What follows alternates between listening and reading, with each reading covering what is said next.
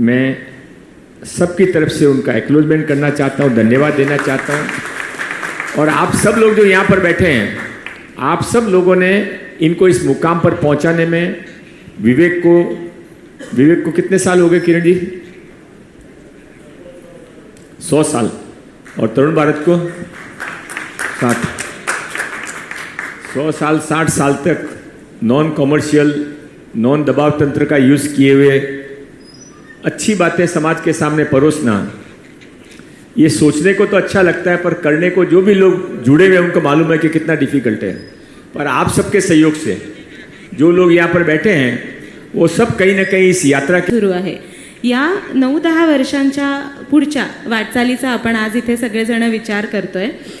जागतिक स्तरावरच्या या सगळ्या अर्थव्यवस्थेमध्ये महाराष्ट्राचं पोझिशनिंग अधिक चांगल्या प्रकारे करता यावं, याच्यासाठी कौशल्य विकास विभागाची भूमिका काय असेल आणि आपण जे टार्गेट डोळ्यासमोर ठेवून काय काम करत आहोत, तर काय आपल्याला आव्हानं यामध्ये बघायला मिळत आहेत आज कौशल्य विकास विभागाला, हे मला सर्वप्रथम जाणून घ्यायला आवडेल। महाराष्ट्राची पुढचे 10 वर्षामध्ये काय स्थिती होईल यासाठी 51% आपला काम झालेला आहे। ते असं आहे की महाराष्ट्राचे कर्तव्यवान मुख्यमंत्री, the best administrator we all have ever seen, माननीय देवेंद्र फडणवीसजीने ऑलरेडी सांगितलं आहे की काही अखबारमध्ये आला, सोशल मीडियामध्ये चालला तरी मी कुठेही जाणार नाही, मी महाराष्ट्रामध्ये आहे। म्हणजे 10 वर्षामध्ये आपण निश्चित राहावा की आपण महाराष्ट्र फार पुढे जाणार आहे। आता स्किलचा जे विषय आहे आणि महाराष्ट्राची प्रगतीचा विषय आहे, ते माझे पूर्वी वक्ता दोघेही फायरब्रँड होते म्हणून त्याने जास्त विषय कव्हर केले असेल असं मी समजू शकतो। तरी पण आज टुडे महाराष्ट्र इज नंबर 1। महाराष्ट्रामध्ये जे इन्फ्रास्ट्रक्चर चाललेलं आहे, महाराष्ट्रामध्ये जे इन्व्हेस्टमेंट फ्रेंडली ॲटमॉस्फिअर आहे, महाराष्ट्रामध्ये जे इन्व्हेस्टमेंटसाठी सरकारचा सहकार पाहिजे ते आहे, सर्व फॅसिलिटीज आहे ते अप्रतिम आहे। तुम्ही कोणाने जाऊन विचारा, फक्त ट्रम्पने सोडू द्या, त्यानं आता काय आता खरा नाही, ते काय सोचता काय करता कोणाने माहिती नाही, त्याने सोडून तू देशामध्ये विदेशामध्ये कोणाने जाऊन विचारा, सर्वात बेस्ट इन्व्हेस्टमेंटची जगह कुठे आहे की पुढे कोणाने काही देशामध्ये विदेशामध्ये काय करायचं असेल तो ते जगह आता महाराष्ट्र ठरलेली आहे।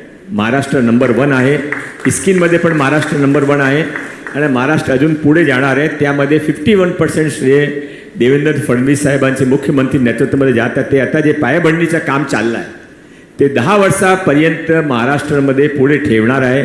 त्याने विकसित महाराष्ट्राचा जे टार्गेट ठेवला आहे ते फक्त टार्गेट न्यूजपेपरसाठी नाही आहे, ते टार्गेट पब्लिक कन्झम्पशनसाठी नाही आहे। तुम्ही कधी त्यांनी दिवसाची इटरनरी बघा, त्यांची मीटिंग, त्यांची 90% मीटिंग जी असती ते नॉन पॉलिटिकल असती। ते फक्त महाराष्ट्रामध्ये विकास कसा व्हायचा, महाराष्ट्रामध्ये स्किल डेव्हलपमेंट कसा करायचा, महाराष्ट्राच्या इरिगेशनचा काय करायचा, महाराष्ट्र किसानासाठी काय करायचा, हे सर्व ते सर्व 2-2 तास लोकांची ऐकता ने त्यांचे जे काही निर्णय असतात ते निर्णय 99.9% सक्सेसफुल झालेला आहे। तो 10 वर्षानंतर महाराष्ट्र सर्व ठिकाणी इन्क्लुडिंग स्किल देशामध्ये नंबर 1 राहील। आता माननीय मुख्यमंत्री साहेबांचे यावेळी बजेट भाषण आपण ऐकलं असेल, तो त्याने बजेट भाषणामध्ये सांगितला होता की महाराष्ट्राचं आज कॉम्पिटिशन इतर स्टेट, देशाचे इतर स्टेटची नाही आहे की गुजरात कुठे चालला आहे की मध्य प्रदेश कुठे चालला आहे। महाराष्ट्र जे आज कॉम्पिटिशन आहे विश्वचे इतर देशाची आहे। आत्ता आपण विश्वचे जे इतर देशाची इकॉनॉमी आहे त्यामध्ये महाराष्ट्र स्टेट म्हणून 35 कंट्रीजचे नंतर 36 नंबरवर आहे। तो महाराष्ट्राचं कॉम्पिटिशन फार मोठे लेवल पर चालला आहे, महाराष्ट्र फार पुढे चालला आहे आणि विकसित महाराष्ट्राचे जे स्वप्न आहे ना आपल्या सर्वांची मनामध्ये आहे ते नक्की पूर्ण होईल। Thank you sir. अपन पुढे जायच्या आधी थोड़ा सा आपका पर्सनल और प्रोफेशनल लाइफ के बारे में मैं बात करना चाहूँगी कि क्योंकि सर का प्रोफेशनल और पर्सनल लाइफ भी बहुत इंटरेस्टिंग रहा है।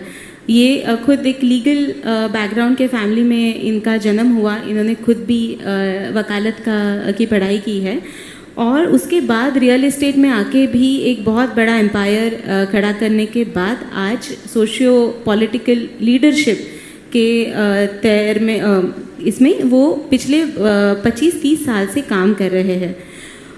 सर, आप अलग अलग क्षेत्रों में विभिन्न स्तर पे आपने काम किया है। यहाँ पे किया हुआ आपका काम आपको आज कौशल्य विकास में में नेतृत्व करते समय कैसे इसकी मदद हो रही है? क्या आपको सीखने को कैसी आपकी सीख यहाँ इम्प्लीमेंट कर पा रहे हैं, इसके बारे में हम जाएंगे। नहीं मुग्धा, धन्यवाद। आपने पर्सनल सवाल किया, पर मैं थोड़ा, मुझे आपका सवाल 2 पार्टों में था। एक तो मेरी पर्सनल लाइफ के बारे में था और दूसरा स्किल में कैसे इम्प्लीमेंट करता हूँ। तो पहले पार्ट को मैं पूरा करता हूँ। तो पहले पार्ट ऐसा है कि यहाँ पर बैठे हुए हर व्यक्ति की अपना आप में एक स्टोरी है। कोई भी व्यक्ति ऐसा नहीं है कि जिसको आप यहाँ पर बिठाओगे और वैसी स्टोरी सुनाएगा कि लास्ट में जाके तालियां बजेगी। हालांकि मेरी स्टोरी में तालियां नहीं बजेगी, पर मेरी भी अपनी एक स्टोरी है। राजस्थान में जोधपुर में जन्मा। पिताजी वहाँ पर एडवोकेट थे। पिताजी जनसंघ के उस समय स्टेट प्रेसिडेंट थे, एमएलए थे, लीडर ऑफ अपोजिशन थे और बड़े एडवोकेट थे। मैं भी एडवोकेट बन गया, प्रैक्टिस करता था, बचपन से संघ का स्वयंसेवक था।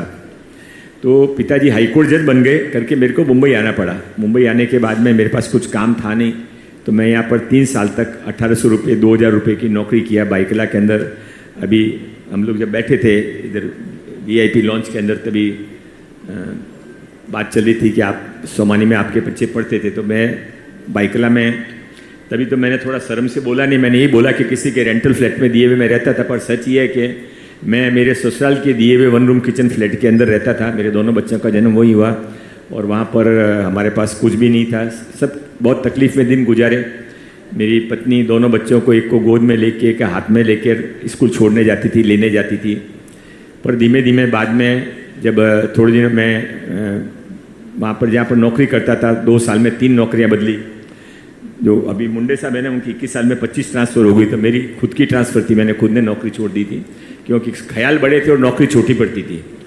तो बाद में मैंने अपना मेटल सप्लाई का बिजनेस शुरू किया, फिर फ्लैट का ब्रोकरेज का बिजनेस शुरू किया, फिर बाई चांस बिल्डर बन गया। इतना समय आपके पास नहीं है क्योंकि सेकंड स्पीड विश्वास पाठक जी आकर बैठे हैं और एकदम आगे की सीट पर बैठे हैं, तो मुझे बता रहे हैं कि आपका समय ख़त्म होने आया है। तो मैं बाद में रियल एस्टेट में चला गया। बहुत छोटा सा काम करता था नाला सुपारा के अंदर, पर खूब मेहनत करता था। मैंने बचपन में सीख लिया था कि मेहनत के अलावा कोई शॉर्टकट नहीं है। मेरे को खुद को दिमाग बहुत ज़्यादा नहीं था, तो मैं लोगों की स्टोरियाँ पढ़ के अपनी लाइफ को इम्प्रूव करता रहता था।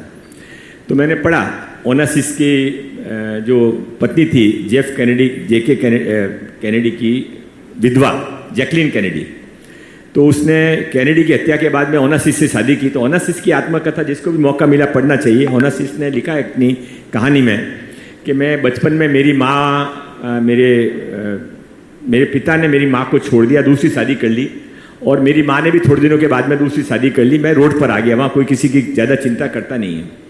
तो मैं रोड पर आ गया, पर मेरे वो जीना था। तो मैं उस समय भी मेरे को गाड़ी धोने के लिए जब मैं जाता था, तो जो बेस्ट पॉसिबल गाड़ी अवेलेबल होती थी वो गाड़ी धोने की कोशिश करता था। मेरे को फुटपाथ पर सोना पड़ता था, पर न्यूयॉर्क का जो सबसे रिच एरिया है जहाँ पर फुटपाथ पे सोना चुपके से अलाउड है, वहाँ पर जाकर सोता था। तो उसमें से उसकी लर्निंग ये थी कि ज़िंदगी में कम करो ज़्यादा करो, पर जो करो वो बेस्ट करो।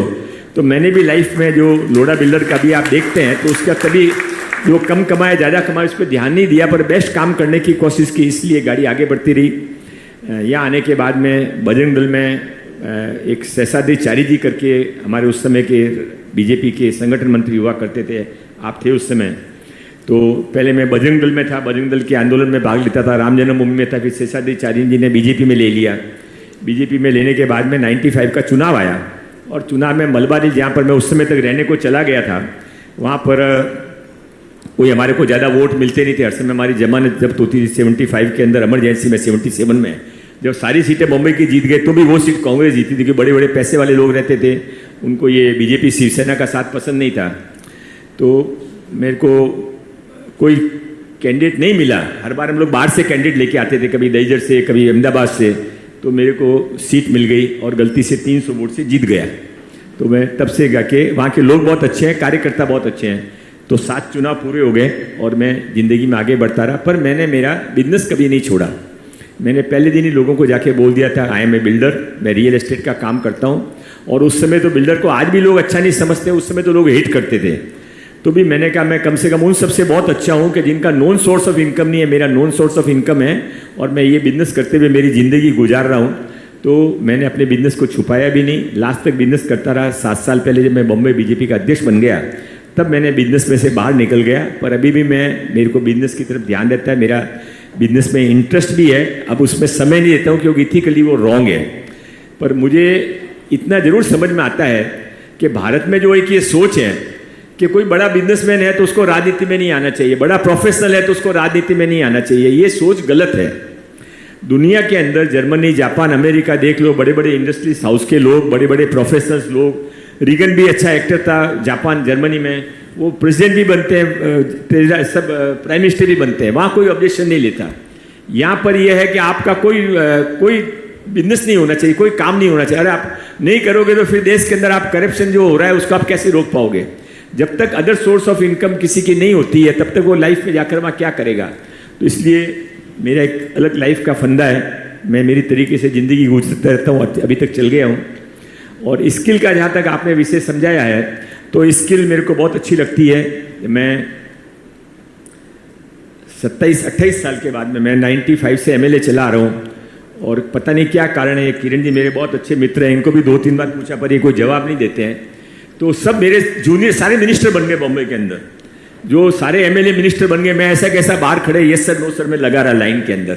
तो जाके फिर अभी 4 साल पहले जब मिनिस्टर बनाया तो मैंने CM साहब को जाके कहा कि भाई आपने स्किल डिपार्टमेंट किसी को कबूल नहीं किया तो स्किल डिपार्टमेंट मेरे को दी। वो एक बार मेरे को देखने लग गए क्योंकि skill department most least sort after department था। बन गया, मन से काम करता हूँ, मेरे मन का सब्जेक्ट है। और मेरा मानना है कि माननीय प्रधानमंत्री जी ने जब 2014 के अंदर प्रधानमंत्री बने थे तो एक ही डिपार्टमेंट अलग से शुरू किया था, वो स्किल डिपार्टमेंट था। और उसके 1 महीने बाद किसी ने, नवनाथ बंद जी जैसे किसी शानदार जानदार एक्टिव पत्रकार ने उनका इंटरव्यू लिया तो उसने पूछा कि अभी तो आप प्रधानमंत्री बन गए हो पर अभी प्रधानमंत्री नहीं बनते तो आप कौन सा डिपार्टमेंट लेना पसंद करते? तो उन्होंने कहा कि मैं स्किल मिनिस्टर बनता। तो मुझे लगता है कि उस स्किल मिनिस्ट्री में कोई बहुत दम है जब ऐसा व्यक्ति ऐसी बात कर रहा है। और चल रही है गाड़ी कोई बहुत अच्छी नहीं चल रही है, बम्प्स बहुत बीच में आ रहे हैं, ब्रेक्स भी बहुत लग रहे हैं, रेड लाइट्स भी बहुत आ रहे हैं, फिर भी मैंने स्टीयरिंग छोड़ा नहीं और छोड़ने की कोई इच्छा भी नहीं है, चलाता रहूँगा। सरांचा आयुष्यात जे करायचं ते सर्वोत्तम करायचं आणि कुठेही मागे राहायचं नाही, हा जो ॲटिट्यूड आपल्याला बघायला मिळतोय हा फक्त स्किल डेव्हलपमेंटमध्येच नाही तर इतर विषयांमध्ये सुद्धा आपल्याला चांगल्या रीतीने बघायला मिळतो।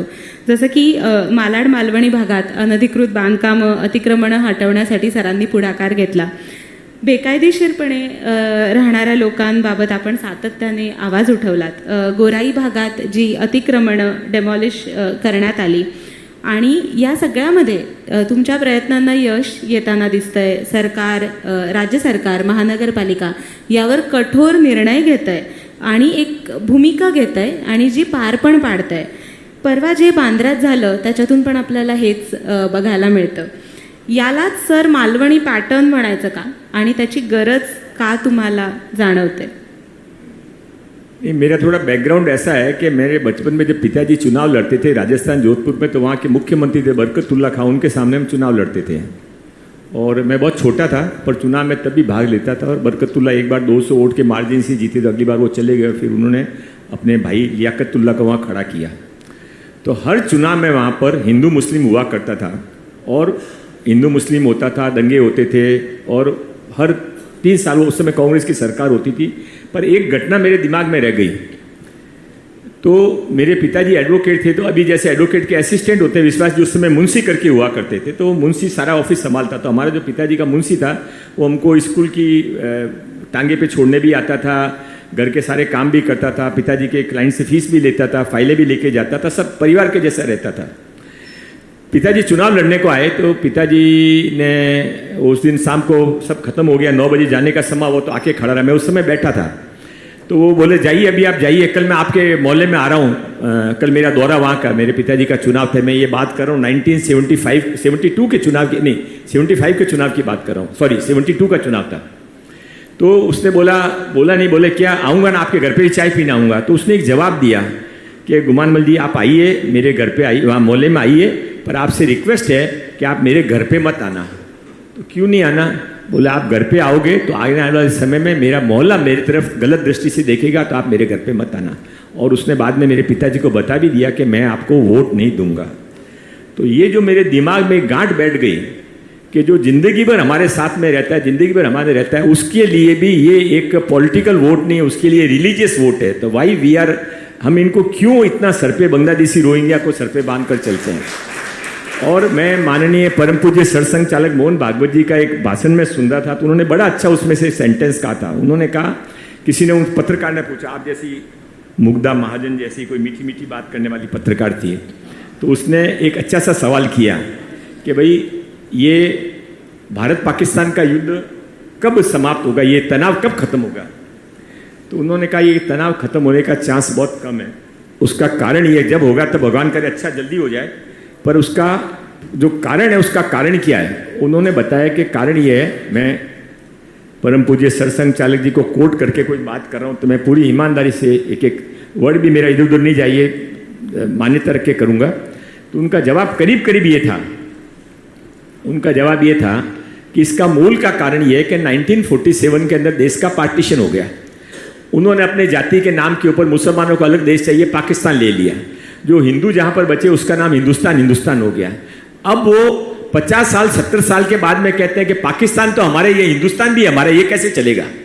ये युद्ध कभी समाप्त होने वाला ही नहीं है। जो तुम्हारा उसमें तुम रहो, वहां तुमने हिंदुओं की क्या हालत कर दी है। 14% से घट के हम 2% पर आ गए, यहाँ तुम 4% से घट के 18% पर चले गए, और उसके बाद में यहाँ पे दादागिरी करो। परसों में ये बैठी हैं अपने पत्रकार, इनको ने परसों छापा था, मेरे को फोन किया था। परसों वहाँ मालवनी के अंदर एक हिंदू महिला के घर के बाहर दादागिरी करके एक दीवार खड़ी कर दी गई, और वहाँ का जो एमएलए उसका लड़का उसका उद्घाटन करके गया। दीवार खड़ी क्यों? ऐसा करके एक नहीं ऐसे सैकड़ों कैसे जाए। वहाँ पे हिंदुओं को भगाए, अरे तुम्हारा पाकिस्तान हो गया, दादागिरी करनी है वहाँ जाके करो, हिंदुस्तान हमारा, we are proud of it, it is our place, it is name is Hindustan. और यहाँ पर आकर यदि आप दादागिरी करोगे, दादागिरी करने के बाद में कहोगे कि ममता दीदी ने हमको वहाँ पे कोई पासपोर्ट और आधार कार्ड इश्यू कर दिया इसलिए हम भारत के नागरिक हैं, ये नहीं चलेगा। भारत का नागरिक जो ओरिजिनल होगा वो भारत में रहेगा। रोहिंग्या बांग्लादेशी चाहे कितने भी लाल पीले काले कपड़े पहन के आ जाएं, उनको कभी न कभी वापस जाना पड़ेगा, क्योंकि अब ये उन लोगों का देश नहीं है जिनको इनका वोट चाहिए। अब उन लोगों का देश है जिनको राम का मंदिर चाहिए, जिनको आज़ाद कश्मीर चाहिए, जिनको भारत के अंदर हर नागरिक के लिए स्वतंत्रता चाहिए, जिनको भारतीयों को रहने के लिए भारतीयता का तरीका। हिंदू हित की बात करेगा वही देश पे राज करेगा। हिंदू कहना सांप्रदायिक नहीं है, हिंदू कहना धार्मिक नहीं है, हिंदू इस देश की संस्कृति है। ये भारत हिंदुस्तान से बना हुआ और आगे भी रहेगा। कितने लोग आके चले गए, न भारत को छेड़ सके, न भारत को कमजोर कर सके। हमको घायल जरूर किया, पर उसके बाद अपने गांव खुद ठहर के हम खड़े हो गए, मजबूती से खड़े हैं और स्वामी विवेकानंद जी के सपनों में विश्व गुरु तरफ के आगे बढ़ रहे हैं। भारत को आगे बढ़ाने की इसी कोशिश में आज यहाँ पे बहुत सारे इंडस्ट्रियलिस्ट हैं जिनका एक हमेशा से एक सवाल रहता है कि कौशल्य विकास के अंतर्गत जितने भी कौशल्य मिलते हैं वो और इंडस्ट्री को जो नीड्स है वो कभी कभार मैच नहीं करती है, उसमें बहुत गैप रह जाता है। और वो गैप को समझने के लिए एक पूरी की पूरी इकोसिस्टम तैयार करने की ज़रूरत है। क्या सरकार ऐसा कोई इंटीग्रेटेड प्लेटफॉर्म बनाने के बारे में सोच रही है, कोई कोशिश जारी है जहाँ पे इंडस्ट्रीज, इंस्टीट्यूशन, एकेडमिक इंस्टीट्यूशंस साथ में आए और किसी को जो इंडस्ट्री की नीड्स है उस हिसाब से जो कौशल्य है वो दिया जाए और लोगों को आज के आगे जो युवक है उनको नौकरी भी मिले, काम भी मिले और इंडस्ट्री भी आगे बढ़े। And ultimately of course India will reach new different heights. How exactly the skill development division is planning on contributing in this regard? आप मुग्धा की तरह बहुत अच्छे मीठे मीठे सवाल करी थी, अभी आप महाजन पे चली गई, क्योंकि इस देश के अंदर, महाराष्ट्र के अंदर कम से कम सबसे इंटेलिजेंट कोई पॉलिटिशियन हुआ है तो वो प्रमोद महाजन जी थे। वो जिन्होंने प्रमोद महाजन जी को देखा है उनको मालूम है, आप भी उनके साथ काम किए हुए हैं। वो चलती फिरती यूनिवर्सिटी थी। तो आपके इस इंटेलिजेंट क्वेश्चन के लिए मेरे को उतना दिमाग नहीं है, फिर भी मैं गोल मोल जवाब देके मेरा कोटा पूरा करूँगा। ऐसा है कि गैप है स्किल में, जो स्किल है और जो जॉब अवेलेबल है उसके बीच में गैप है। गैप में बड़ी प्रॉब्लम है, पर उससे भी बड़ी प्रॉब्लम सोच की है, उससे भी बड़ी प्रॉब्लम एटीट्यूड की है। जॉब नहीं है क्या? यहाँ पर जितने भी इंडस्ट्रियलिस्ट बैठे हैं, एक को भी ऐसा नहीं होगा जिसको आप पूछ लीजिएगा कि उनको लोगों की ज़रूरत नहीं है। सबको नए लोग चाहिए, सबके पास में एचआर डिपार्टमेंट है, सबके पास वैकेंसी की पोस्ट पड़ी रहती है, सब लोग लोगों को ढूंढते रहते हैं। ये एक पोजीशन हो गई। और दूसरी पोजीशन ये है कि भारत दुनिया का सबसे यंग कंट्री और महाराष्ट्र भारत का सबसे यंग स्टेट, सबसे ज़्यादा यूथ पॉपुलेशन महाराष्ट्र में है। और इतने बच्चे यहाँ पर पढ़ लिख के तैयार होकर बैठे हुए हैं, उनके पास में फुल टाइम जॉब नहीं है। तो ये गैप कैसे भरा जाता है? ये गैप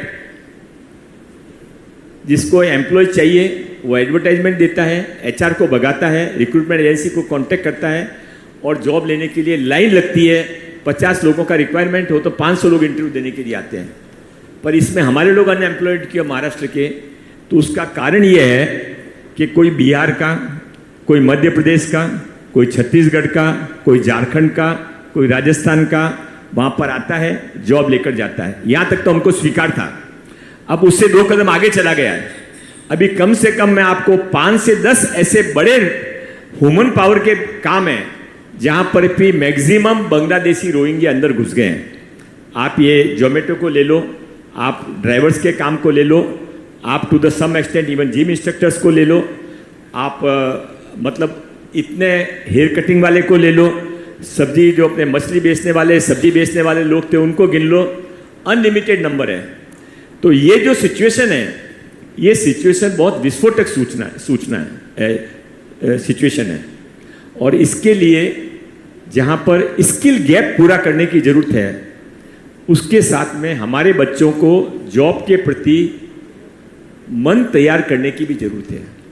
एक राष्ट्रीय सेवक संघ से संगठित एक संस्था है जो पूना में काम करती है, मुझे मालूम नहीं आप में से कोई पूना से कनेक्टेड है क्या, जो पिछले 7-8 साल से पूना के अंदर हर झोपड़पट्टी चाली में जाकर वहाँ बच्चों को कहती है कि आपके लिए जॉब करना क्यों ज़रूरी है।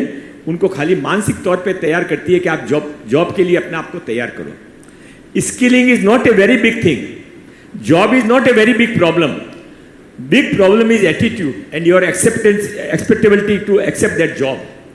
और इसका एक बड़ा कारण ये है कि भारत के अंदर लेबर को बहुत ज़्यादा सम्मान नहीं है।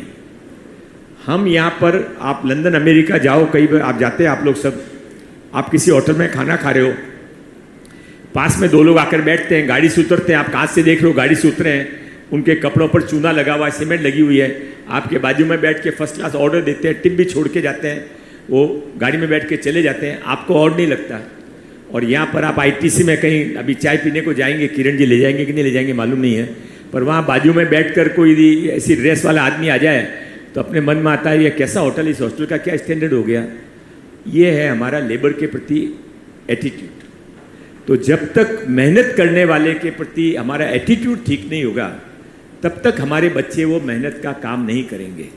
ये जो वाइट कॉलर जॉब और ब्लू कॉलर जॉब के बीच का झगड़ा है, ये तभी खत्म होगा जबकि समाज हर मेहनत करने वाले व्यक्ति को उसका ड्यू रेस्पेक्ट दे दो कि दुनिया में और जगह दिया जाता है, और ये जिसे दिया जाना लगेगा। और सेकंड, महिलाओं का विषय है।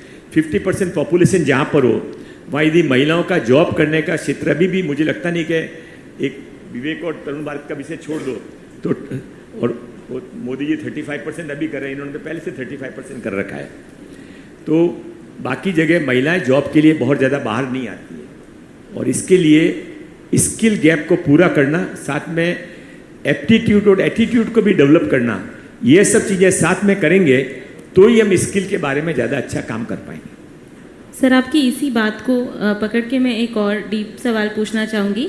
अगले 10 साल में ऐसे कौन से क्षेत्र है जहाँ पे आपको लगता है कि सबसे ज़्यादा जॉब्स की निर्मित होगी और जिनके ऊपर अभी युवकों को फोकस करना चाहिए, उसके रिगार्डिंग कुछ स्किल सेट्स उन्होंने गेन करने चाहिए? ऐसे कौन से सेक्टर है जो आप कहना चाहेंगे?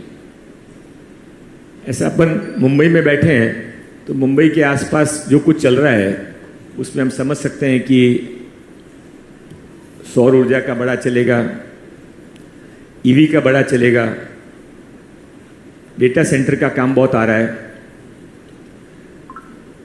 बहुत सारे एक्सपर्टाइज के काम आ रहे हैं। अभी 1-2 महीने पहले माननीय मुख्यमंत्री देवेंद्र फडणवीस जी का एक प्रोग्राम में यहाँ पर मैं भाषण सुन रहा था गेट ऑफ इंडिया में, तो उस भाषण में उन्होंने एक बात कही कि मैं 7-8 साल पहले एक किताब पढ़ रहा था मैगजीन, उसमें एक आर्टिकल था कि आर्टिफिशियल इंटेलिजेंस से दुनिया के अंदर 26 करोड़ जॉब जाने वाले हैं,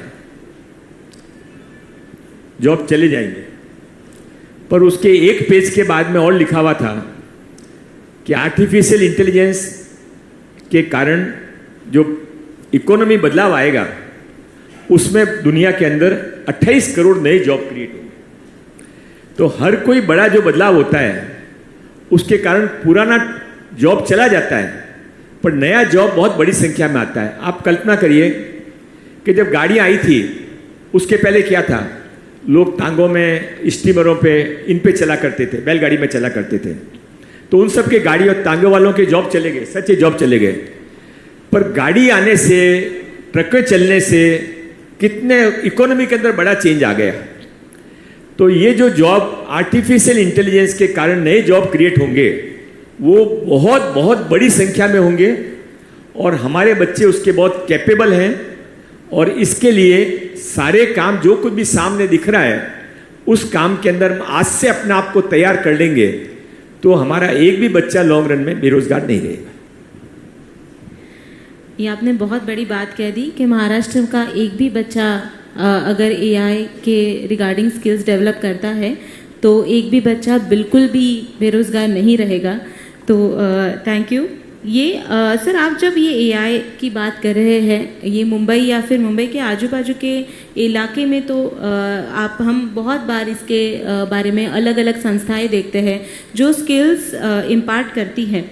लेकिन महाराष्ट्र के ऐसे भी कुछ एरियाज़ हैं जहाँ पे अभी तक ये सारी बातें उतनी पहुँची नहीं है। जैसे कि मुंबई, पुणे, नासिक बेल्ट है, छत्रपति संभाजी नगर है, नागपुर है, यहाँ पर तो ये सारी चीज़ें हमें देखने को मिल जाती है। लेकिन नंदुरबार में, धाराशिव में, अहिल्यानगर में या फिर गढ़चिरौली में, गोंदिया में अभी तक ये एआई के कुछ रिगार्डिंग कुछ स्किल्स, या फिर अभी आप जो सोलार एनर्जी के बारे में आपने बात किया, इनके रिगार्डिंग स्किल्स अभी तक वो मात्रा में पहुँचे नहीं हैं। तो ये एक प्रादेशिक समतोल अगर हमें मेंटेन करना है तो उसके लिए आपकी क्या सोच है, आप किस प्रकार से प्रयत्न कर रहे हैं? नहीं, आपका सवाल बहुत रिलेवेंट है और मुझे लगता है कि अभी विश्वास पाठक जी भी 2 बार घड़ी देख चुके हैं और किरण जी ने मेरे को कहा था कि जब मैं बाहर उठ के जाऊं तो समझ लेना कि आपका टाइम खत्म हो गया। तो मैं भी मेरी बात लास्ट क्वेश्चन में अपना मेरा विषय समाप्त करता हूं। ऐसा है कि प्रादेशिक समतोल की जो बात आपने की है वो वास्तव में सच है। तो हमने अभी माननीय मुख्यमंत्री देवेंद्र फडणवीस जी साहब ने अपने इस टर्म के अंदर जो स्किल डिपार्टमेंट को कुछ गाइडेंस दी है उसमें हम 2 बातें कर रहे हैं, करने की कोशिश कर रहे हैं, पूरा अभी तक सफल नहीं हुए। एक, हमने 70% पुराने कोर्सेज कम कर दिए और सारे नए कोर्सेज शुरू किए हैं जो एडवांस एज कोर्सेज जिसको कहते हैं। इसमें आर्टिफिशियल इंटेलिजेंस भी है, सोलर एनर्जी भी है, ईवी टेक्नीशियन भी है, ड्रोन भी है और बहुत सारे जो लेटेस्ट नवीन जो रीजनल जहाँ पे जो रिक्वायरमेंट है वैसे कोर्सेज शुरू किए हैं। पर इससे जाकर बात ख़त्म नहीं होती क्योंकि हर आदमी जॉब नहीं करना चाहता है। जो छत्रपति शिवाजी महाराज की संतान होने के कारण हमारे में मन में बहुत हर समय गौरव का भाव रहता है, इसलिए वी ऑलवेज प्रीफर कि कम कमाएंगे तो भी खुद का करेंगे। अच्छी सोच है, ऐसा होना भी चाहिए। तो अभी हमने माननीय मुख्यमंत्री जी के निर्देश में सीएम महाफंड नाम की एक नई योजना शुरू की है, जो कि वैसे तो अभी 1 जून से लॉन्च हो जानी चाहिए थी, पर थोड़ा डिले हो गया है। उस योजना के अंतर्गत हम 5 लाख बच्चों को महाराष्ट्र में 35 लाख बच्चों का ऑनलाइन इंटरव्यू लेंगे। 5 लाख बच्चों को हम उसमें से सेलेक्ट करेंगे ऑनलाइन इंटरव्यू लेके, और उनको हम 5 लाख रुपए तक का लोन 3% की दर पे देंगे। पैसे की कोई बड़ी वैल्यू नहीं है, लोन आजकल सब जगह मिल जाता है, पर उसके साथ में हम उनको पूरा मेंटरशिप देंगे। हमारे पास में 418 महाराष्ट्र की हर तालुके के अंदर एक ITI है। उस ITI के अंदर हमने लोकल लोगों का एक मेंटर ग्रुप बनाया है, और वहीं पर हमने उनको एक सेंटर बना के दे रहे हैं जहाँ पे आके वो अपना खुद का काम सीख सकें, क्योंकि हर एक के घर में इतनी जगह नहीं होती कि वहाँ उसको कोई चीज़ डेवलप करनी हो तो डेवलप कर सके। प्लस इसमें हमने रीजनल बैलेंस, जो आपका प्रश्न था, उसके लिए हमने पॉपुलेशन के हिसाब से हर जगह कोटा तय कर दिया है। यदि मान लीजिए बुल्डाना के गांव की ITI के अंदर 212 का कोटा आता है और वहाँ 17 बच्चे ही आएंगे, तो वो सीट कभी भरी नहीं जाएगी, वो वैसे ही पड़ी रहेगी जब तक वहाँ के बच्चे नहीं आते हैं। और इसके लिए हमने और कई सारी चीज़ें तैयारी की है। एक बार वो होगा तो 5 साल के बाद में जो बिल्कुल आपने सही सवाल किया है कि छोटे गांव, छोटी जगह, जो सबसे ज़्यादा जहाँ पर ज़रूरत है, आदिवासी इलाके, वहाँ अभी भी न तो आर्टिफिशियल इंटेलिजेंस छोड़ दीजिए, स्किल की सुगंध भी नहीं पहुँची है, स्किल की ज़रूरत भी उनको नहीं पता है। हम कमज़ोर पड़े, हम इसमें से हारे हैं, हम नहीं पहुँच पाए। अब हम देवेंद्र जी के नेतृत्व में, मोदी जी के मार्गदर्शन में कोशिश कर रहे हैं कि हर गांव के अंदर जो बच्चा काम करना चाहे उसको बेसिक इंफ्रास्ट्रक्चर हम सब तैयार करके देखें। होपफुली अगले साल यदि आप वापस ये प्रोग्राम करेंगी और आपने बुला लिया तो हम इसमें और ज़्यादा फिगर के साथ आपको जवाब दे पाएंगे। ज़रूर सर, ज़रूर। हम ये प्रोग्राम अगले साल फिर से करेंगे, और लोढ़ा जी बिल्कुल हमारे साथ फिर से आएंगे। उन्होंने अभी प्रॉमिस किया है, अभी आपको आना पड़ेगा। और फिर से हम सर से ये सवाल करेंगे। आज के लिए हम यहाँ रुकते हैं। सर, आप यहाँ आए। Thank you so much everyone for being here. We will start the next session very soon. Thank you.